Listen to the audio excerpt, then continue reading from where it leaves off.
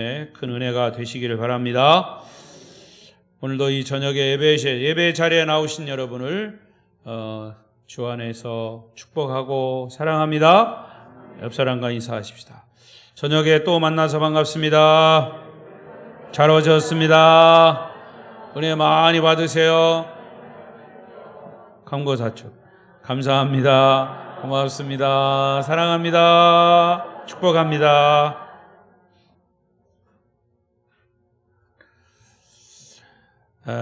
비대면 영상으로 예배하시는 분들 계시면 또 그 가운데도 주님의 은혜가 말씀으로 임하시기를 바랍니다.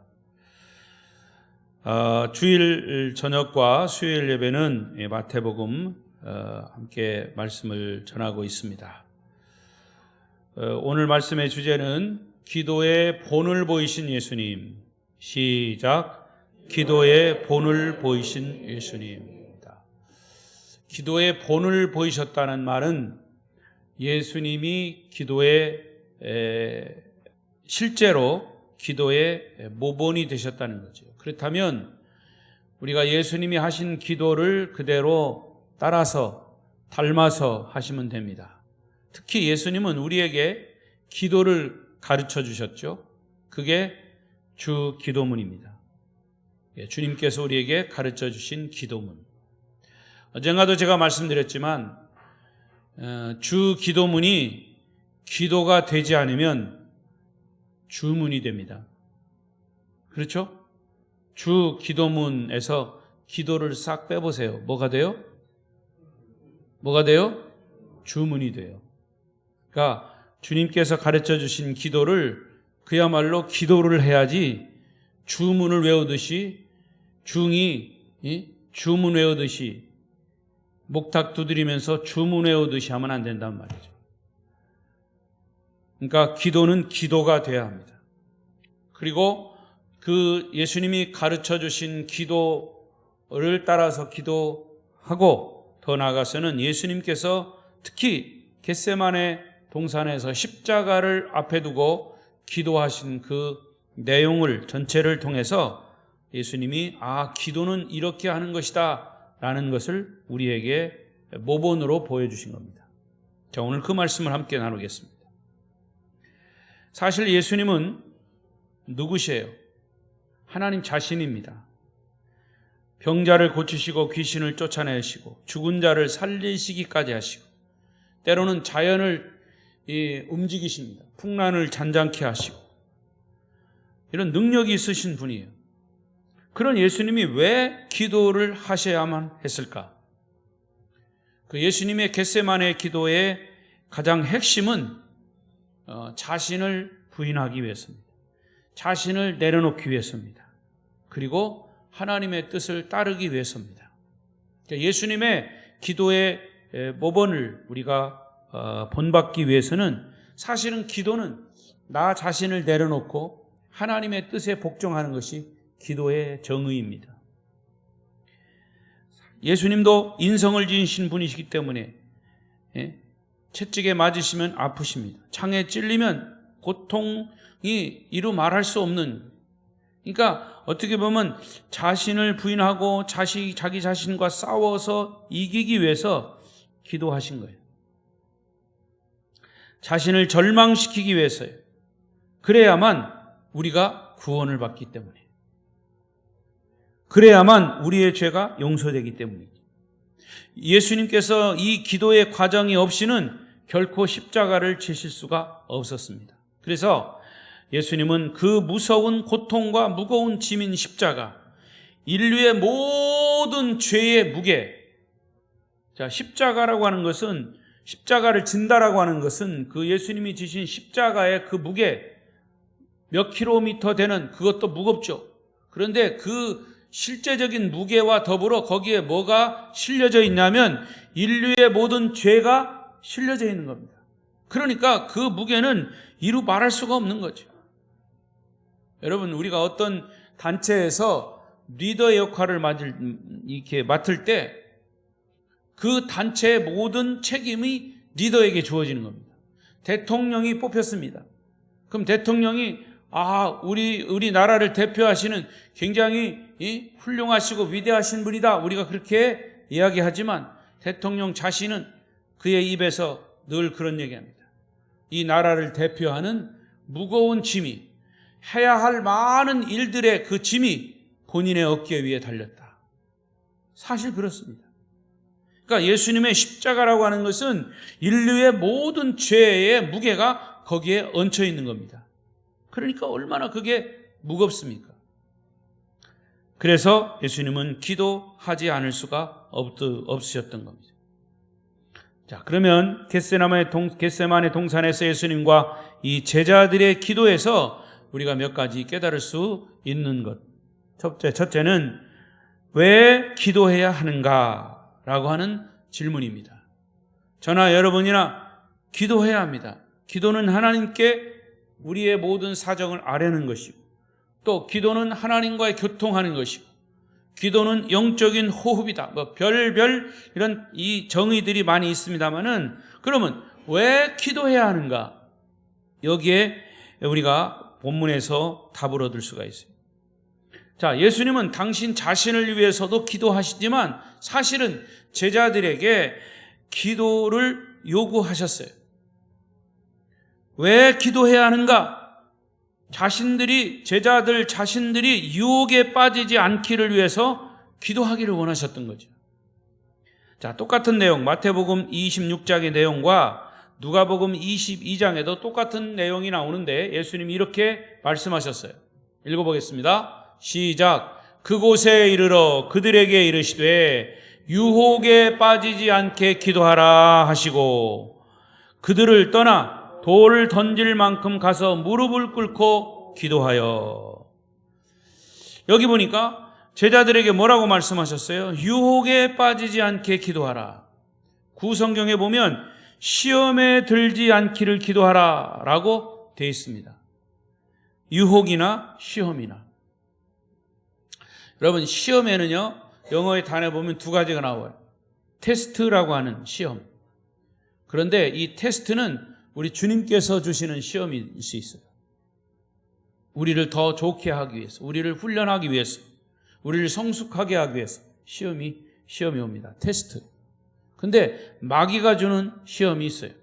그거는 템테이션, 똑같은 T자로 시작하지만 템테이션, 유혹이라는 말이에요. 유혹. 마귀가 주는 거는 우리를 넘어뜨리려고 하는 유혹입니다. 그래서 마귀가 주는 유혹인가? 우리 주님이 나를 훈련하시기 위한 시험인가? 이것은 잘 몰라요. 구분이 잘 안 돼. 그런데 결과를 보면 알아요. 그 결과는 뭐냐? 주님이 우리에게 시험하시는 그 시험의 결과는 우리를 더 성숙하게 하기 위해서, 우리를 흥하게 하기 위해서, 우리를 잘되게 하기 위해서 테스트를 하시는 거예요. 그러나 마귀가 주는 유혹은 우리를 망하게 하기 위한 거예요. 우리를 무너지게 하기 위한, 우리를 넘어지게 하는 거예요. 이게 똑같은 T자로 시작하는 이 시험이지만 다르다는 거죠. 왜? 결과가 다르기 때문에. 하나님이 주시는 시험이 있으면 그 시험을 잘 견디고 이기실 때 흥하게 될 줄로 믿습니다. 마귀가 주는 그런 유혹을 우리가 잘 견디면 그 유혹을 물리칠 수가 있는 거죠. 따라서 왜 우리가 기도해야 하는가? 오늘 본문의 말씀에 따라서는 제자들이 시험에 빠지지 않기 위해서 기도해야 되겠고, 사탄의 유혹에 빠지지 않기 위해서 기도할 것을 요구하신 겁니다. 여러분, 우리 사람들이 삶을 살면서 왜 실패할까요? 어떤 나쁜 일을 해서 실패하는 것 사실은 아닙니다. 물론 그런 경우도 있겠죠. 또 열심히 노력을 안 해서 실패하는 것도 아닙니다. 실패하고 무너지는 결정적인 이유는 악한 세력의 유혹에 넘어지기 때문에 실패하는 겁니다. 시험에 들기 때문이죠. 우리는 시작은 잘하고 열심히 합니다. 그러나 시험에 빠지면 흔들리기 시작합니다. 유혹에 빠지면 넘어지게 됩니다. 그러므로 시험에 빠지지 않기 위해서 기도해야 합니다. 악한 세력은 우리를 어떻게 해서든지 넘어지게 합니다. 시험에 들어서 넘어지도록 만듭니다. 여러분 모두는 기도의 용사가 되셔서 시험에 들지 않고 시험에 들었더라도 그 시험을 예수의 그리스도의 이름으로 물리쳐 승리하시기를 바랍니다.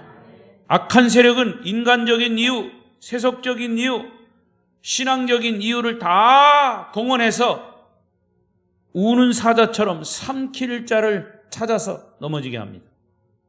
그런데 우리 믿음의 사람들이 시작은 잘 했어도 나중에는 유혹에 넘어지면 일이 그르쳐지는 거예요. 따라서 우리가 해야 할 수 있는 것은 사실은 아무것도 없어요.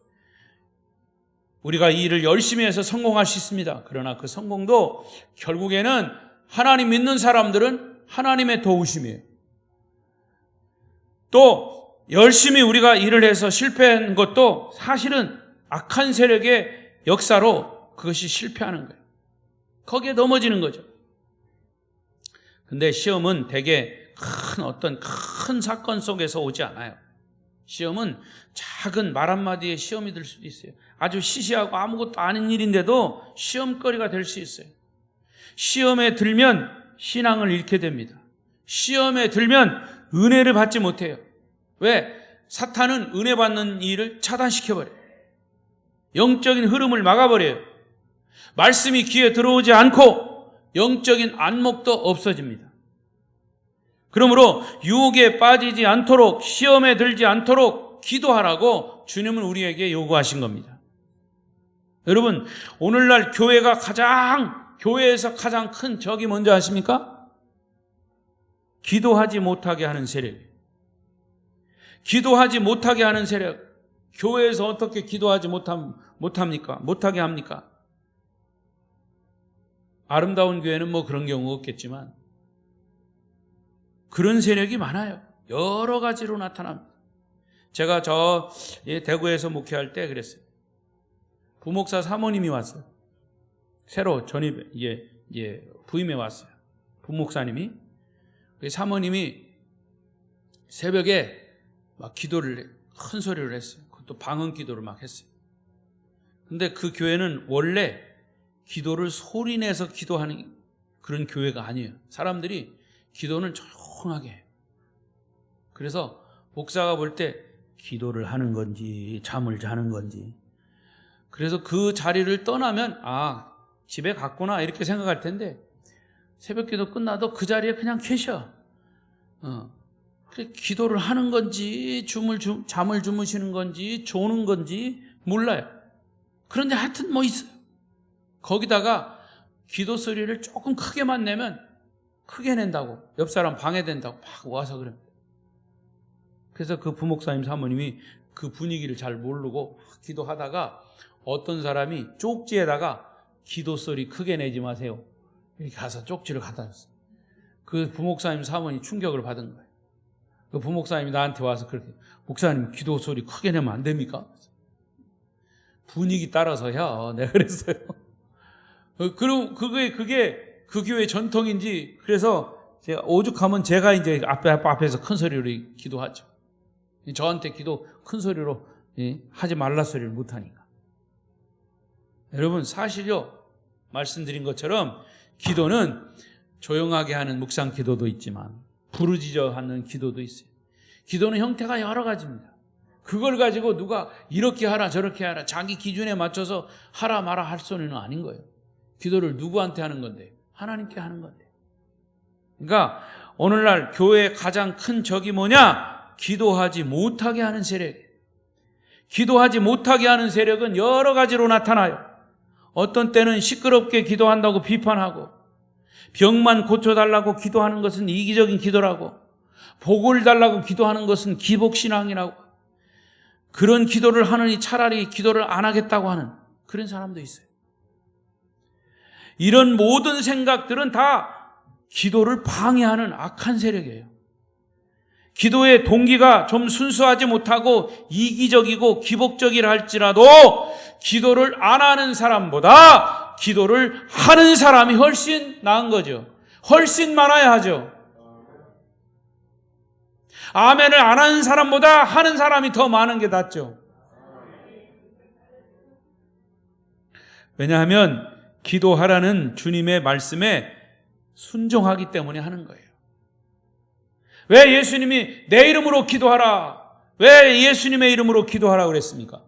예수님이 내 이름으로 기도하라 하셨으니까 예수님의 이름으로 기도하는 거예요. 그 예수님의 이름으로 기도해야만 그 기도가 올려지는 겁니다. 예수님의 사인이 있어야 기도가 올려지는 거예요. 그 기도를 잘 모르는 사람이 신앙생활 처음 하다가 기도하다가 기도를 끝나기는 끝나야 되는데 이거 어떻게 끝나나 그래서 잘 몰라가지고 한참 하다가 기도 끝! 그랬대요. 왜? 예수님의 이름으로 기도하라는 거를 잘 안 배웠고 모르기 때문에. 그래서 예수님의 이름으로 기도하는 겁니다. 여러분, 왜 기도하라는 주님의 말씀에 순종하는 것은 기도하는 거예요. 또 병 고쳐달라는 기도는 더 열심히 해야 되고, 연약한 기도를 우리가 연약하기 때문에 기도를 하는 거예요. 어린아이처럼 하는 겁니다. 인간이 나약하기 때문에 그런 기도를 해야 됩니다. 그런 기도를 하다가 우리가 이제 성장하면 언젠가는 예수님처럼 내 원대로 마시고 아버지의 원대로 하옵소서라는 성숙한 기도를 하는 거지. 어린아이가 철이 없을 때는 맨날 달라고만 해요. 우리 어린아이 신앙도 맨날 달라고만 하죠. 잘못된 게 아니에요. 그런데 우리가 어린아이 신앙 핑계대고 맨날 20년 믿었고 30년 믿었고 평생 믿었어도 맨날 달라고만 하면 안 된다는 거예요. 우리의 신앙이 성숙해야죠. 자녀들이 성숙하면 맨날 달라고 하다가 나중에는 이제 철이 들면 부모님이 어떤 마음이신가, 어떤 상태인가, 부모님의 마음을 헤아려서 부모님의 마음을 잘 이렇게 알아주고, 그게 바로 성숙한 자녀의 모습이죠. 그래서 기도가 조금 서툴고 이기적이고 형편없어도 안 하는 것보다는 하는 것이 훨씬 나은 거죠. 왜? 기도하라는 주님의 말씀에 순종하는 것이기 때문에. 또 아까도 말씀드린 것처럼 소리 지르며 기도하는 것, 여러분 누구 핀잔할 사람은 없겠지만 핀잔하지 마십시오. 예를 들면 병원에서 점잖은 환자도 있어요. 몸이 아파서 병원에 가서 예약하고 의사에게 진단받고 이런저런 검사받고 어디가 아픈지 알아보고, 이런 환자는 조용한 환자예요. 하지만 교통사고를 당한 환자는 달라요. 지금 교통사고가 나서 생사를 다투는데 언제 예약을 하고 의사를 만납니까? 그래서 응급실이 생겼잖아요. 그런 절차는 나중에 하고 빨리 응급실로 가야 합니다. 그리고 그 사고 나가지고 아픈 사람은 막 아프다고 막 귀청이 떠나도록 막 소리를 지릅니다. 그런 환자에게 조용히 하라고 할 사람 없을 뿐만 아니라 조용히 하라고 해도 조용히 할 수가 없어요. 왜? 아파 죽겠는데. 조용히 하라는 소리가 귀에 들어오지 않아요. 여러분 중에 영적인 응급실로 가야 할 사람들은 없습니까? 그때는 점잖게 기도할 때가 아니에요. 이런 사람은 소리 지르고 콧물 눈물 쏟아가면서 하나님 나는 어떻게 하면 좋겠습니까? 내가 지금 죽게 되었습니다 하고 소리 질러야 돼요. 부르짖어 기도하라 그랬어요.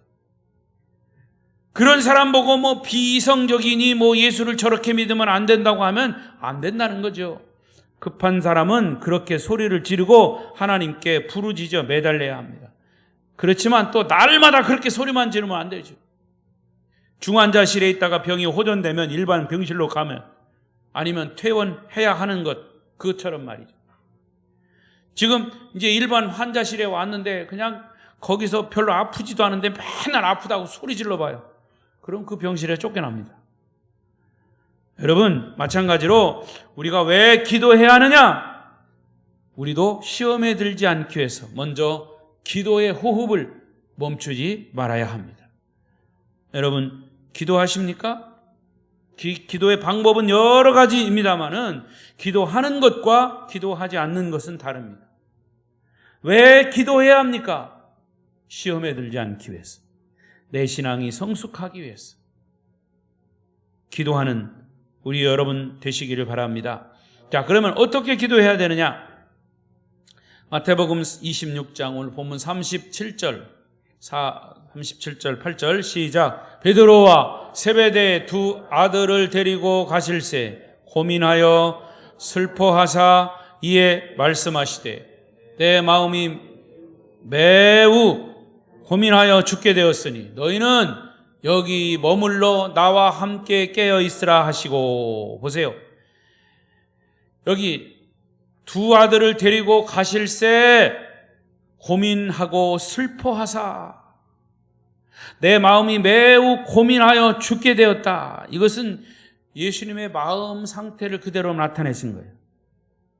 지금 겟세마네 동산에서의 주님의 기도는 애통하는 기도입니다. 통곡하고 고뇌하는 기도예요. 주님은 왜 이러한 고통과 고뇌와 슬픔의 기도를 하셔야만 했을까? 예수님이 능력이 없어서 애통하셨습니까? 죄책감에 시달려서 그렇게 고민하셨습니까? 아닙니다.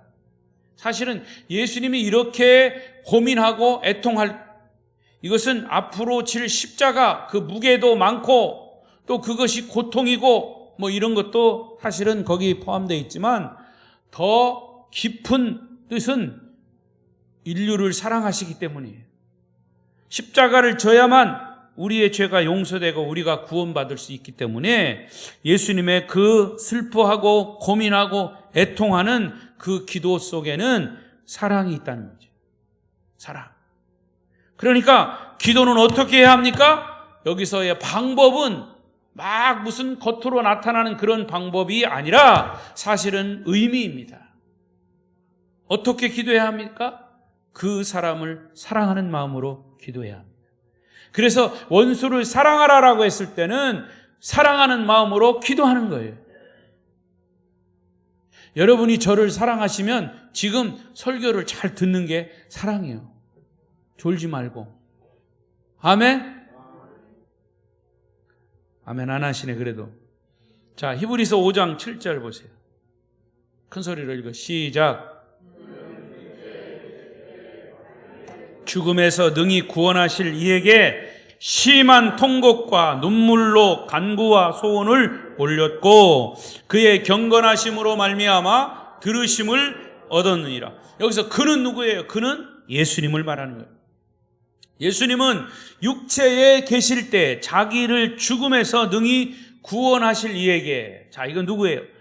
자기를 죽음에서 능히 구원하시리 누구예요? 하나님이시죠. 그 하나님에게 어떻게 기도하셨다? 심한 통곡과 눈물로 간구와 소원을 아뢰셨다 그랬어요. 그러니까 예수님은 어떤 지성적인 기도만 하신 게 아니에요. 예수님도 우리들의 구원을 위해서 우리들을 사랑하시기 때문에 눈물을 흘리셨고 통곡하셨고 부르짖어 기도하셨습니다. 예수님이 그렇게 기도하셨다면 우리도 그렇게 기도하는 거죠. 예수님이 그렇게 기도의 본을 보이셨다면 우리도 그렇게 기도하는 것이죠. 마태복음 27장 46절에 보면 예수님께서 십자가상에서 엘리 엘리 라마 사박다니 하나님 하나님 어찌하여 나를 버리시나이까 이런 큰 소리로 외치는 기도를 드리셨어요. 그러니까 33세의 젊은 나이에 십자가에서 죽어야만 했던 인성을 지니신 예수님은 감당하기 어려운 고통이셨을 겁니다. 그런데 그분은 한 번도 항변하지 않고 그야말로 성경의 이사에 기록된 대로 토살장으로 끌려가는 소처럼 양처럼 죽어야 했고 털 깎는 자 앞에 선 얌전한 양처럼 순종하셔야만 했다는 얘기. 여러분도 이런 고통과 고뇌와 슬픔과 죽음에 이르는 그런 기도를 해보신 적 있습니까? 바로 주님은 겟세마네 기도를 통해서 우리에게 기도의 도전을 하고 계신 겁니다. 너희들도 나와 함께 1시간도 기도할 수 없더냐? 기도의 방법은 때로는 부르짖어 애통하는 기도를 드려야 하고 더욱이 주님의 이 기도는 주님 자신의 유익을 위한 것이 아니라 사랑하는 사람들을 위해서 치러야 할 대가이셨던 거죠. 그래서 기도의 방법 중에 가장 심오한 기도는 내가 나를 위한 기도이고 나 아닌 다른 사람을 중보하는 기도, 그 중보의 기도 속에는 사랑이 깃들어 있는 것입니다.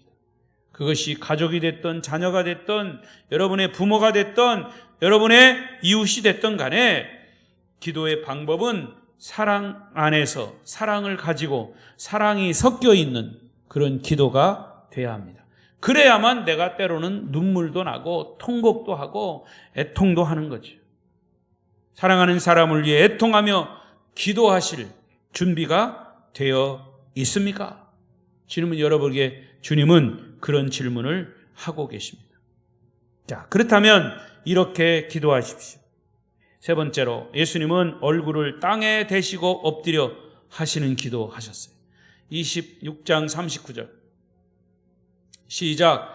조금 나아가사 얼굴을 땅에 대시고 엎드려 기도하여 이르시되 내 아버지여 만일 할 만하시거든 이 잔을 내게서 지나가게 하옵소서. 그러나 나의 원대로 마시옵고 아버지의 원대로 하옵소서 하시고. 제가 생각 같으면 여러분 다 일어나세요. 그리고 요 옆으로 나오세요. 그리고 한번 해보겠습니다. 얼굴을 땅에 대보십시오. 그리고 엎드려 보십시오. 그렇게 하고 싶어요. 여러분 하기 싫죠? 제가 실제로 해봤어요. 다른 성경에 보면 이 얼굴이 무릎 사이에 들어갔다고 그랬어요. 무릎 사이에. 배가 나온 사람은 죽어도 안 돼. 얼굴을 무릎 사이에 대는 게 보통 힘든 게 아니에요. 여러분 얼굴을 땅에 대고 엎드려 하는 기도 실제로 해요. 여러분 한번 생각해 보십시오. 유대인들의 기도는, 특히 바리새인들의 기도는 서서 많은 사람들이 있는 시장에서 두 손을 들고 기도했어요.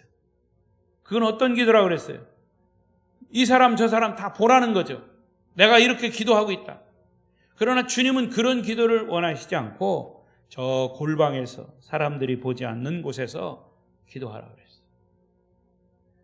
그리고 여기서 주님께서 기도하시는 기도는 얼굴을 땅에 대시고 엎드려 기도하라.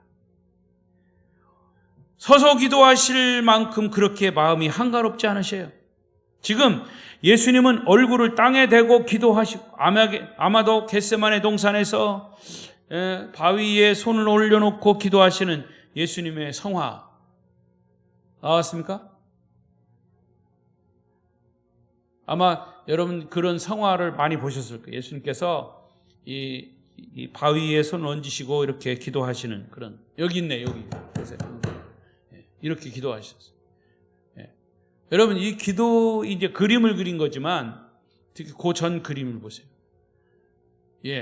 이 기도의 모습 속에서 사람들의 느끼는 바가 다 다를 겁니다. 그렇죠? 근데 얼마나 처절하게 기도하셨으면, 얼마나 고개를 숙이고 고개를 정말 이 바위에 대고 기도하는 예수님의 이 기도의 모습. 아마 이 그림을 그리신 분은 예수님의 당신을 내려놓는 십자가를 지기 위한 아주 처절한 그런 기도를 이 그림 속에서 보여주시려고 애를 쓴 것 같아요. 그죠? 사실은 예수님의 이 기도의 모습은 굉장히 애가 타는, 어떻게 보면 처절한 그런 모습이에요. 얼굴을 땅에 대고, 여기는 이제 바위에 댔는데 땅에 대고 엎드신 이 주님의 모습을 상상해 보십시오. 여러분, 우리의 삶에도 이런 절박하고 심각한 기도가 필요하지 않습니까? 예수님의 이러한 간절한 기도에 비하면 우리의 기도는 때로는 낭만적일 수도 있어요. 감상적일 수도 있어요. 왜? 내가 하고 싶으면 하고 말고 싶으면 말고, 시간 있으면 하고 없으면 안 하고, 내가 기분 내키는 대로 할 수 있어요. 근데 여러분, 기분 내키는 대로 해도 이 문제가 내 앞에 탁 닥쳐보세요. 큰 문제가 탁 닥쳐보세요. 불똥이 발등에 딱 떨어보세요. 아이고 뜨거라. 아이고 뜨거라죠. 그럼 뭐 해야 돼요? 그러면 여러분이 딱 생각나는 게, 아, 하나님 기도하라는 사인이구나, 이렇게 생각이 나야 돼요. 기도는 감상적인 것이 아니라 실제입니다. 실제. 따라하십시오. 기도는 감상이 아니라 실제다. 그래, 실제란 말이 뭐예요? 영적인 전쟁입니다.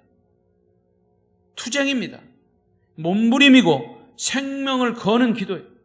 그래서 누가복음 22장 41절에 예수님이 무릎을 꿇고 기도하셨다는 표현, 얼마나 간절히 기도했으면 천사가 나타나서 힘을 더했다 그랬어요. 힘을 더했다. 여기 보세요. 천사가 하늘로부터 예수께 나타나 힘을 더하였다. 또 기도가 얼마나 간절했던지 예수님이 기도할 때 땀이 흘렀는데 모세관 혈관이 터지면서 그 땀이 핏방울이 됐어요. 너무 열정적으로 하다 보면, 너무 간절히 하다 보면 진짜 모세관 혈관이 터진다고 그래요. 그러니까 피가 나오는 거죠. 여러분은 여러분 삶에 있어서 생명을 거는 기도를 해보셨습니까? 땀이 피가 되는 기도를 할 때가 언제였습니까? 목사님, 나는 그렇게 큰 일을 당해보지 않아서 안 해봤어요. 그럼 할 수 없지 뭐. 여러분, 그 중에서 하는 기도가 금식 기도입니다. 밥을 굶어가면서, 이건 정말 죽을 것 같아요. 20일 하는데도 3일 넘어가니까 이건 뭐 죽을 것 같아. 3일 넘어가니까 조금 괜찮고요. 또 일주일째 7일 넘어갈 때 그때 정말 고통스럽습니다. 그래서 사실 금식기도 하는 건요, 시간이 많잖아요. 시간이 많으니까 뭐 기도를 할 것 같죠? 천만의 말씀. 그냥 금식하는 거 그 자체가 기도예요. 내가 그냥 금식하면서 묵상하면서 기도를 오래 하고 많이 할 것 같지만 힘이 없어서 못해요. 그래서 내가 육신의 음식을 그냥 금함으로 인해서, 어떻게 보면 저 같은 경우는 세상의 것들이 내 안에, 내 몸 안에 들어오지 않고 생각조차도 세상의 것들이 들어오지 않도록 하는 것이 금식이에요. 금식기도 한다니까 하루 24시간 무릎 꿇고 그냥 예수님처럼 엎드려가지고 이렇게 하는 것처럼 보이 생각하지만 그게 아니에요. 그것조차도 힘이 없어서 못해요. 그러니까 여러분, 그렇게 처절하도록, 그러나 분명히 목적은 있죠. 하나님, 이 문제는 내가 해결해야 됩니다. 하나님하고 그냥 결단하는 거죠. 우리는 지금 기도하지 않아도 될 만큼 안일한 상황에 있지 않아요. 그렇잖아요. 지금 교회를 보거나 자식들을 보거나 가정을 보거나 현재 우리들의 모든 사업 현장을 보거나 직장을 보거나 우리 나라를 보거나 세계 정세나 세계 자연 현상을 볼 때 우리는 그렇게 감상적으로 기도할 만한 처지에 있지 않아요. 현실을 여러분 직시하십시오. 정말 주님처럼 무릎을 꿇고 생명을 걸고 기도해야 하지 않겠나. 그러나 예수님의 기도의 내용 중에 우리가 꼭 간과하지 말아야 할 부분이 지난 시간에도 말씀드렸던 것처럼 39절입니다. 39절 시작. 조금 나아가사 얼굴을 땅에 대시고 엎드려 기도하여 이르시되, 내 아버지여, 만일 할만하시거든 이 잔을 내게서 지나가게 하옵소서. 그러나 나의 원대로 마시옵고 아버지의 원대로 하옵소서. 일반적으로 기도, 대부분의 기도는 자기 뜻과 목적을 위한 기도이지만 예수님의 기도는, 예수님의 뜻은 뭐였습니다? 이 십자가가 그냥 지나갔으면 좋겠습니다. 이것이 예수님의 뜻이었어요. 그러나 곧바로, 그러나 내 원대로 마옵시고 아버지의 원대로 하옵소서. 이게 예수님의 기도였습니다.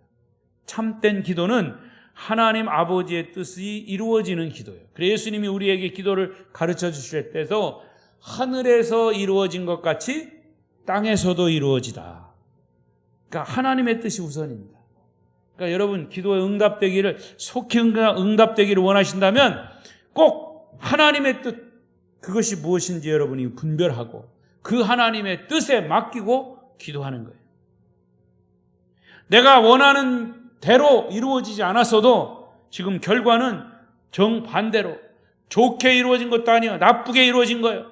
우리가 볼 때 내가 원하는 대로가 아니라, 그러나 결과를 볼 때 나쁘게 이루어졌다 할지라도 그것이 하나님의 뜻이라고 우리가 인정하면 모든 것이 합력하여 선을 이루게 될 줄로 믿습니다.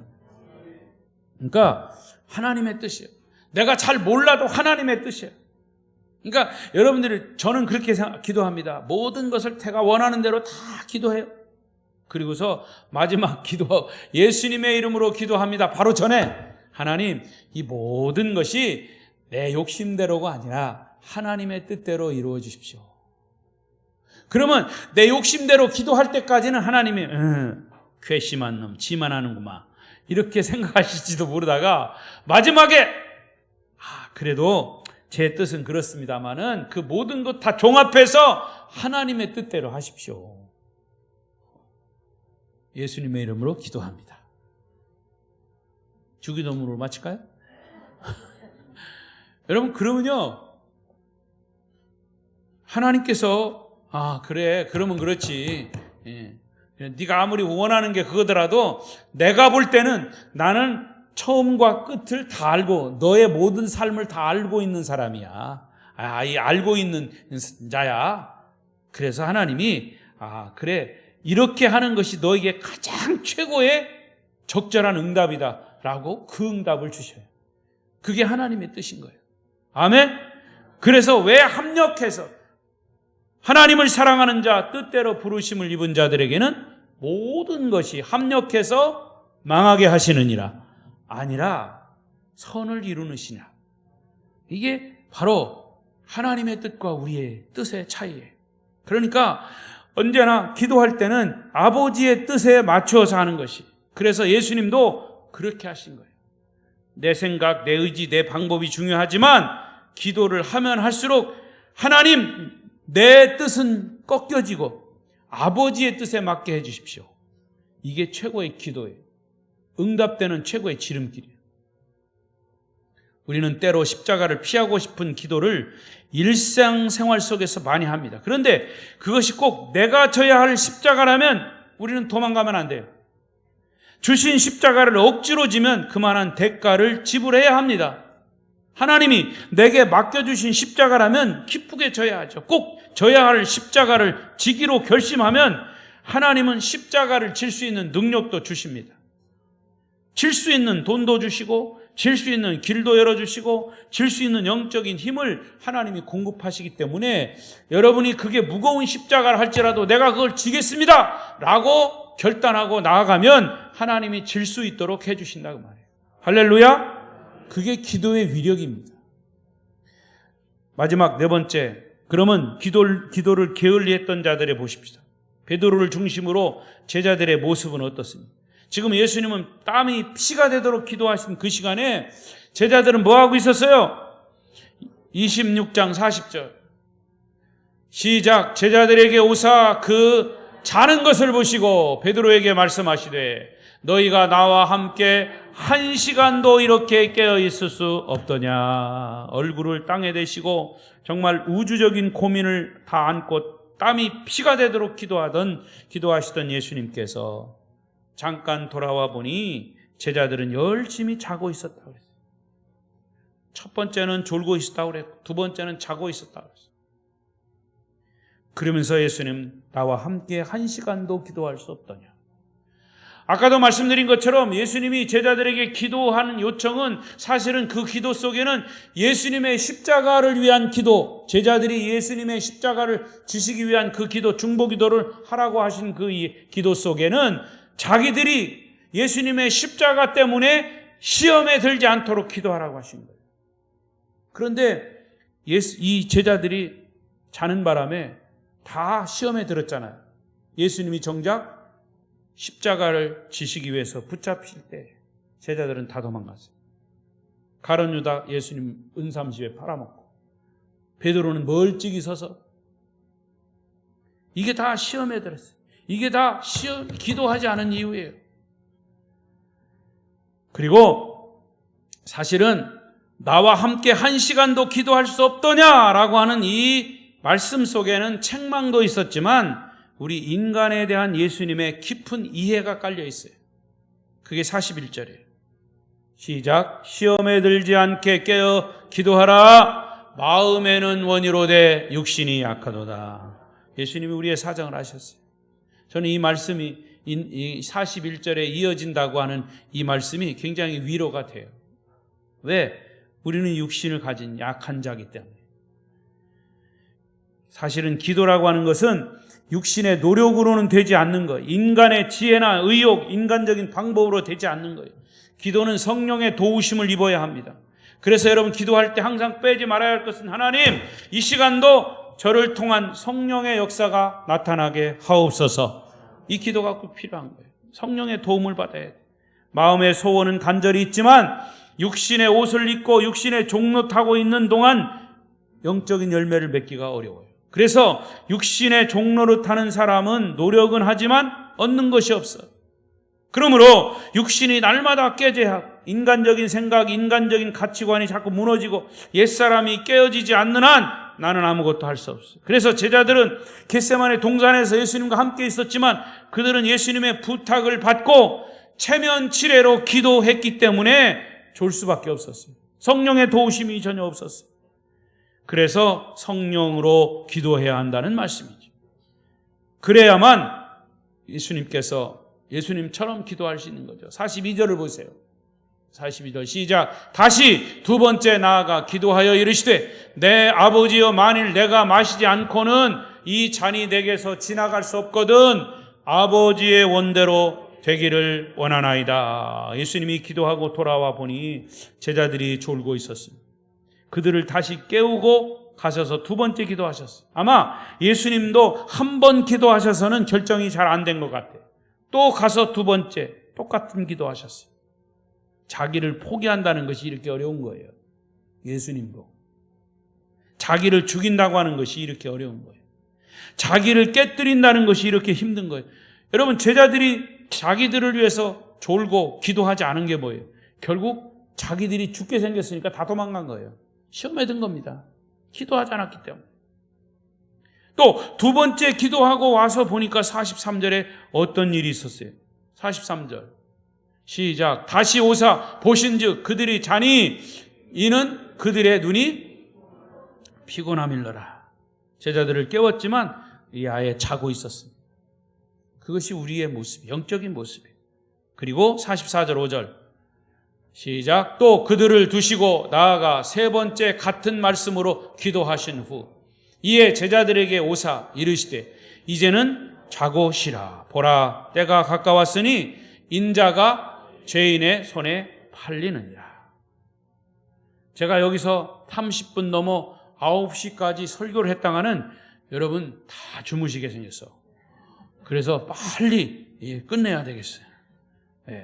이제 팔리울 때가 돼서 여러분 세 번째 같은 말씀으로 기도하시고 나서 이제는 자고 쉬라. 여러분 이제 설교 끝나고 이제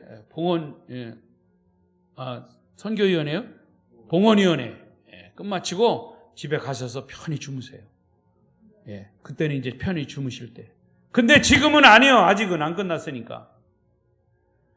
여러분 이것이 제가 그 우스갯소리를 하는 게 아니라 이게 우리의 삶의 패턴입니다. 신앙인들의 패턴이에요. 아무 때나 자고 아무 때나 일하고 하는 게 아니라 할 때가 있어요. 오늘은 안식일이에요. 하나님 앞에 나와 예배하고 말씀 듣는 시간. 그럴 때는 말씀을 듣고 또 기도할 때는 기도해야 되고 쉴 때는 쉬어야 되고 일할 때는 일해야 되는 날. 세 번째 깨어 있어야 할 때 세 번째 잠을 잤던 베드로 계집종에게 세 번 예수님을 부인하는 실수를 경험합니다. 그러나 세 번 피땀 흘려 기도하신 예수님은 붙잡히실 때, 빌라도에게 재판을 받으실 때, 십자가에 못 박히실 때 흔들리거나 원망하거나 분노하지 않으셨어요. 자, 이렇게 기도한 사람, 기도한 예수님이시지만, 인간의 몸을 입고 가지고 계신 예수님이시지만 기도했을 때 승리했습니다. 어떤 고통에서도. 그러나 이 제자들, 베드로를 비롯한 제자들은 모두가 다 기도하지 않았기 때문에 실패한 거예요. 베드로도 세 번 기도하라 했는데 다 잠을 잤어요. 시험에 빠지고 3번씩 예수님을 부인했습니다.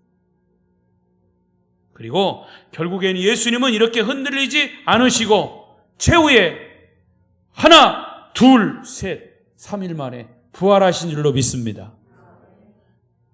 여러분, 이 숫자가 3, 3번이라고 하지만 이 3이라고 하는 숫자는 굉장히 중요한 숫자예요. 의자도요, 4발보다 3발이 더 튼튼합니다. 4발은 하나만 짧거나 굵어도 흔들려요. 의자. 그러나 3발은요, 절대로 흔들리지 않습니다. 여러분, 사진사 딱 고정시켜서 사진을 찍을 때 발이 3개입니다. 이제 마치겠습니다. 기도하는 자와 기도하지 않는 자의 차이. 일어나라, 함께 가자, 보라, 나를 파는 자가 가까이 왔다. 주님은 드디어 승리하셨어요. 그래서 십자가 앞에서 당당하게 십자가를 지실 수 있었어요. 기도하는 자와 기도하지 않는 자의 모습이에요. 우리가 이 세상 살아갈 때 여러 가지 크고 작은 일들이 우리 주변에서 계속 일어나고 있어요. 특히 하나님을 믿는 사람들은 더 하나님과 연관시키면 하나님과 멀어지는 일들이 더 많이 일어날 수 있어요. 그때마다 여러분은 하나님을 가까이 하십시오. 기도로 가까이 하십시오. 지금은 그 어느 때보다도 우리 그리스도인들이 여러분 자신을 위한, 가정을 위한, 교회를 위한, 나라를 위해서 지금 우크라이나 전쟁 계속 일어나고 있는데 이것도 악한 전쟁의 그런 이 사단이 계속 이 나라, 이 세계를 무너뜨리기 위해서. 그래서 우리는 기도할 때 지난번에도 말씀드린 것처럼 국회에서 정신 바짝 차리고 국회의원들이 이 동성애 차별금지법 이거 제정하지 못하도록 우리가 기도할 때 이게 우리와 먼 얘기가 아니라 가까운 얘기예요. 그게 만약에 제정이 되면 여러분 정말 교회에 엄청난 이 핍박이 이루어지는 거예요. 여러분 하나님께 간절히 기도하셔서 기도의 용사들이 되셔서 하나님 주신 크신 은혜를 체험하시고 응답받으시기를 축복합니다. 축복합니다. 기도하겠습니다. 이제 통성으로 기도하겠습니다. 여러분